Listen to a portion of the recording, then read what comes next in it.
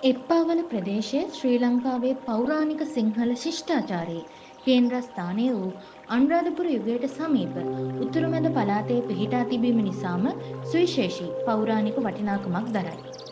මෙම භූමිය ජයගඟට සම්බන්ධ වන මහා පරිමාණ වාරිමාර්ග පද්ධතිවල කේන්ද්‍රස්ථානයක් වූ අතර මෙහි දක්නට ලැබෙන පැරණි වැව් වැනි අමුණු සහ ඇල මාර්ග අනුරාධපුර යුගයේ ඉංජිනේරු ශිල්පයේ විශිෂ්ටත්වය කියාපායි.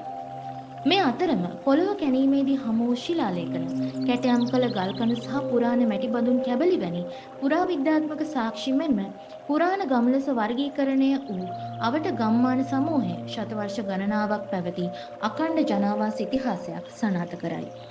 එසේම මෙම ප්‍රදේශයේ සංස්කෘතික හා සමාජීය ව්‍යුහය තේරුම් ගැනීමේදී අය්‍යනායක දෙවියන්ගේ මුල් දේවාලයට මූලික වැදගත්කමක් හිමි වේ. මෙම කිරි දේවාලය වැව් හා ජල පද්ධතියේ ආරක්ෂකයා ලෙස සැලකෙන අතර එය වරිග පදනම් වූ සමාජ ඒකක අතර බැඳීම් පවත්වාගෙන ගිය සංස්කෘතික කේන්ද්‍රස්ථානයක් විය.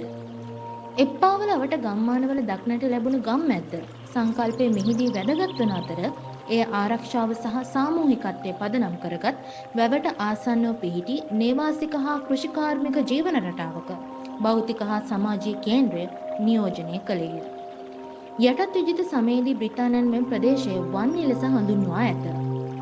HCP බෙල් වැනි පුරාවිද්‍යා කොමසාරිස්වරුන්ගේ සහ දිස්ත්‍රික් ආණ්ඩුකාරවරුන්ගේ වාර්ෂික වාර්තාවල මෙම ප්‍රදේශයේ වැව් ප්‍රතිසංස්කරණ සහ ජනාවාස පිළිබඳ තොරතුරු වක්‍රව සඳහන් වී ඇත. මේ අනුව එප්පාවල යනු ශ්‍රී ලංකාවේ වියලි කලාපයට අනන්‍ය වූ පෞරාණික වැව් ශිෂ්ටාචාරයක ගැඹුරු බෞද්ධ උරුමයක් සහ සංකීර්ණ සමාජ ව්‍යුහයක් නිරූපණය කරන සජීවී ඓතිහාසික කේන්ද්‍රස්ථානයකි.